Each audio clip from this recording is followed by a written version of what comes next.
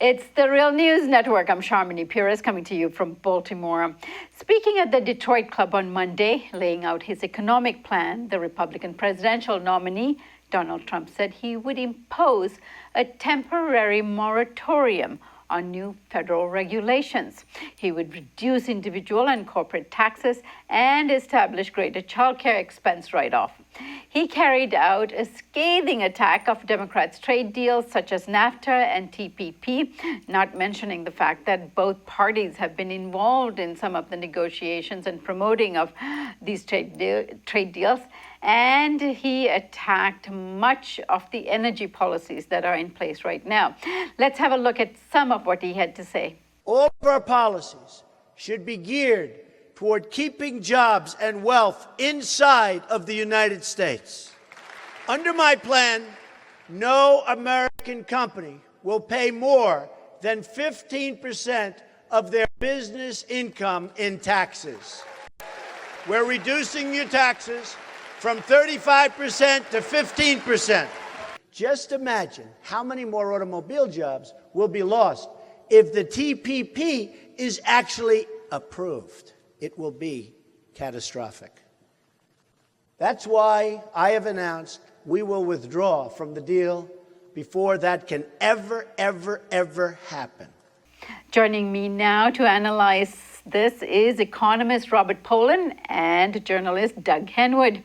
Doug Henwood is a founder and editor of the Left Business Observer, and Henwood is also a contributing editor for The Nation and does a weekly program on WBAI Radio, New York's Pacifica outlet.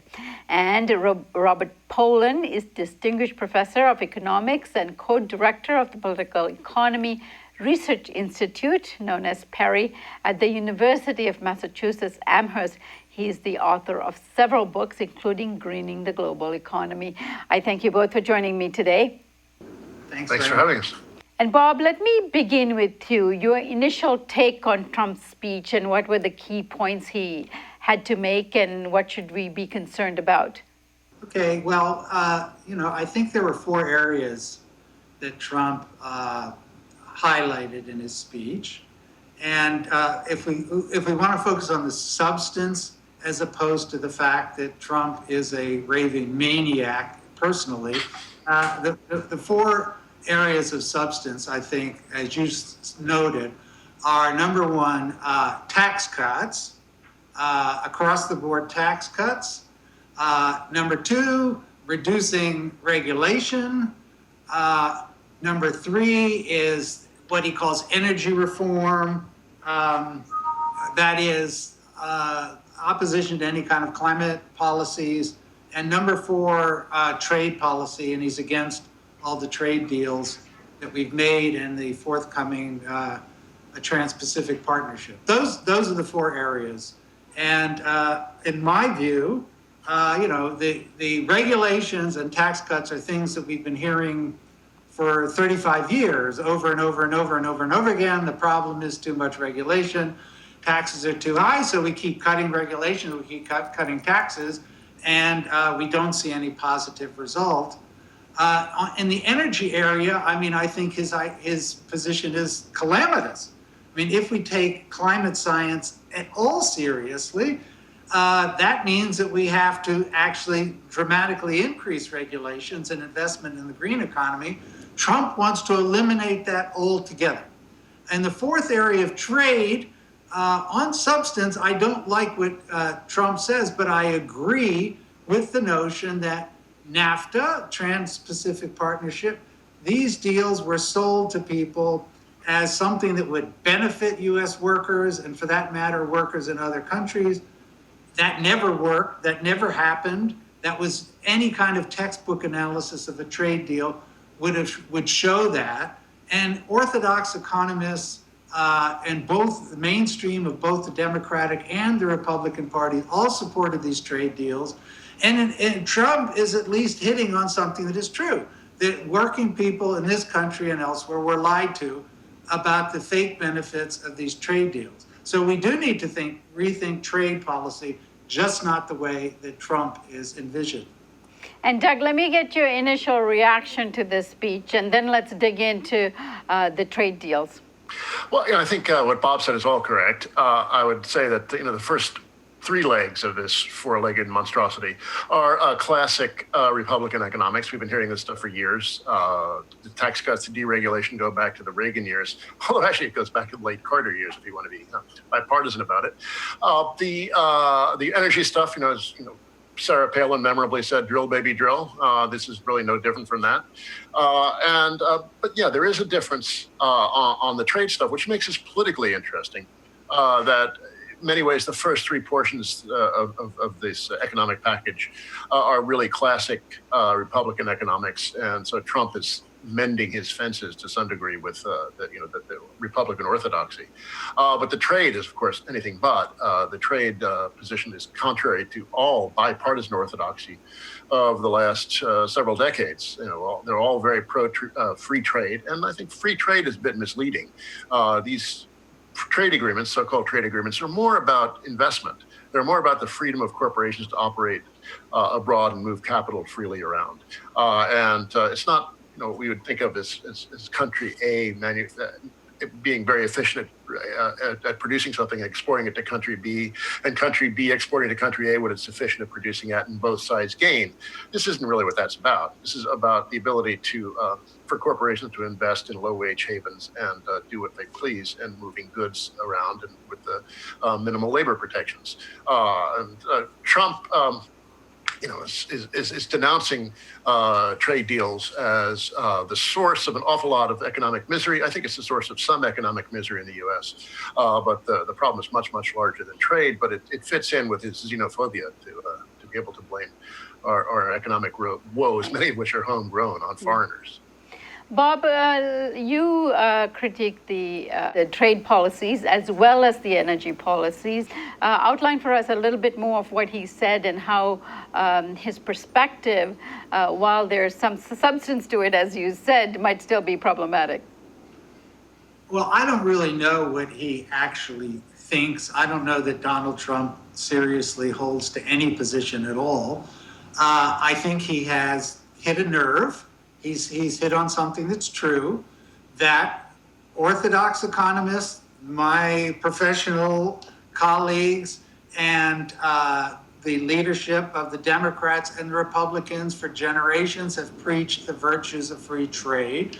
And not just Doug is correct. These trade deals are really about benefiting corporations, but that's not how they were sold. If we go back to Bill Clinton, who picked up the NAFTA proposal, which started with Reagan, was carried forward by George Bush the first, but Clinton is the one that solidified it and got it passed.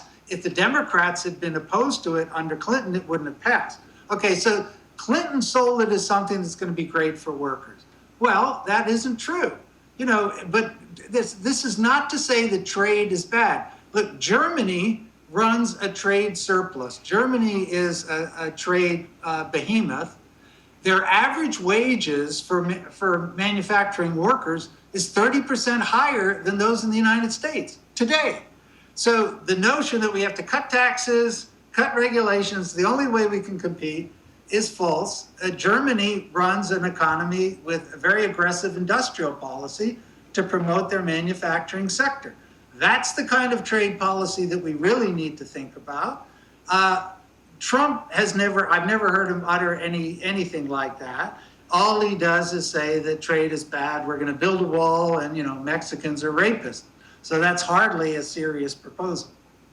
And Doug, you were implying that this is somewhat of a return to Republican orthodoxy in terms of economic policy when it comes to the trade conversation. Give us a bit more of what you meant by that.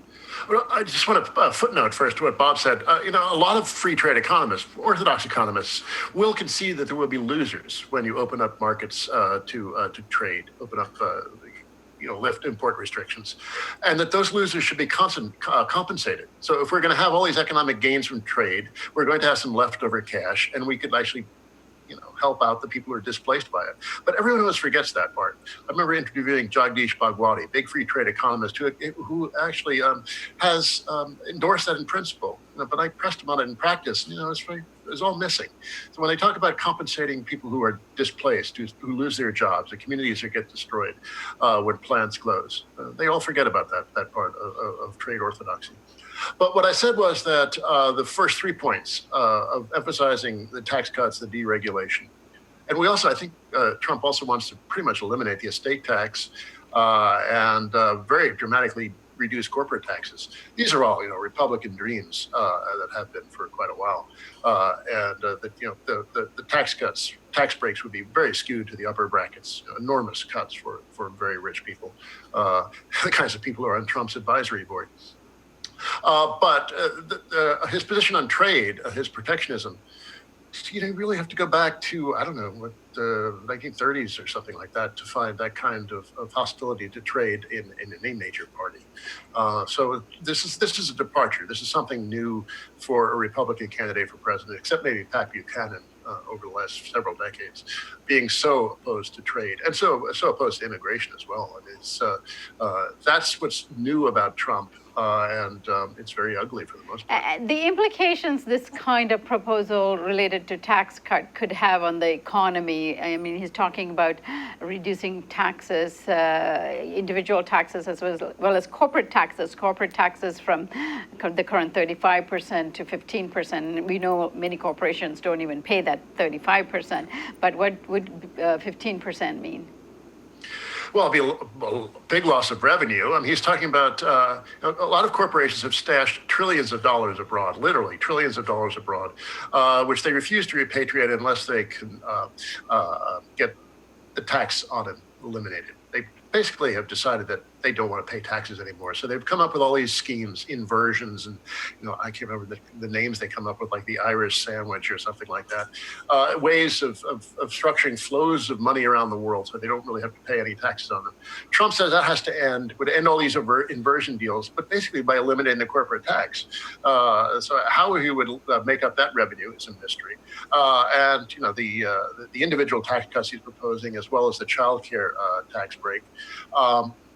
These would also be enormous revenue losses, and he's not talking about how he would make that up. So we'd either have to have enormous deficits. I'm not talking about healthy deficits that might be prudent to get a very sluggish economy going, but I'm thinking structural enormous deficits that are just really unsustainable, or would have to have deep cuts in government services, one or the other, but he's not really talking about that. And Bob, the tax cut sounds quite appealing to ordinary people, but the corporate tax cut, people can see through that what that might mean to their livelihood. While, I have to say that the child tax write-off also sounds very appealing, and this is, I guess, a takeoff from Ivana Trump's speech at the convention.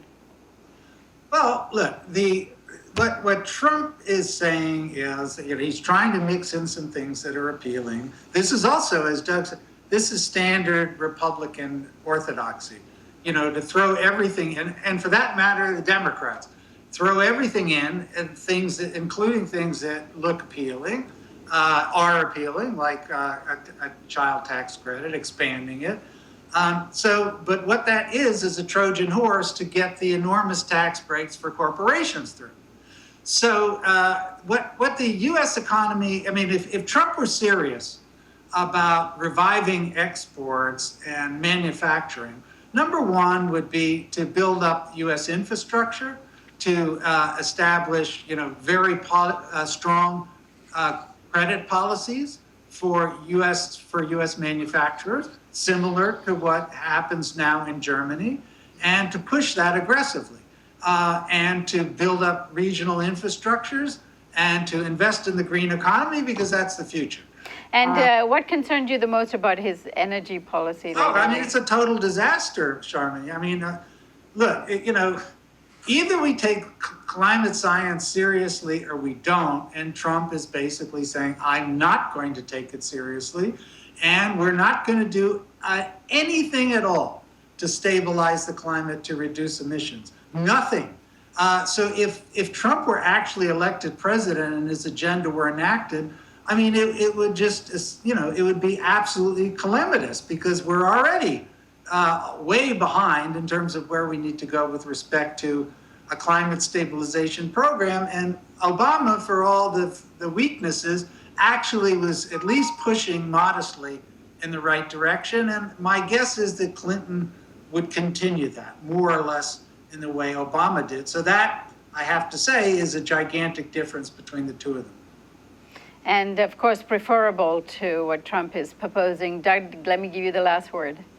Well, to be fair to Trump, he has proposed some kind of vague infrastructure program. I think he doubled Hillary's $250 billion to $500. It's not. I think it'd be mostly like roads. So he's not talking about anything like the kind of green economy that Bob was talking about. If we want to revive American manufacturing, I think Bob is absolutely right. The infrastructure, but we can create all kinds of new industries based on clean technologies. We don't even need major breakthroughs. We have these things. We could pull them off the shelves and develop them somewhat further, but we could create an enormous amount of good-paying jobs and better and just better income growth. At the same time, we could really do a favor for life on Earth. That seems like people love to talk about win-win situations, and this is one of the few times where I think this actually could be one. But that's certainly not what Trump is talking about. And Hillary has very weak versions of these things that are just fractions of what is necessary. So this is the American political landscape now. This crazy charlatan being opposed by this pinnacle of orthodoxy, and that's really not what we need or what it seems a substantial portion of the American public wants. All right, Doug, Bob Pollin, I thank you both for joining us today. Thank you. And thank you for joining us on the Real News Network.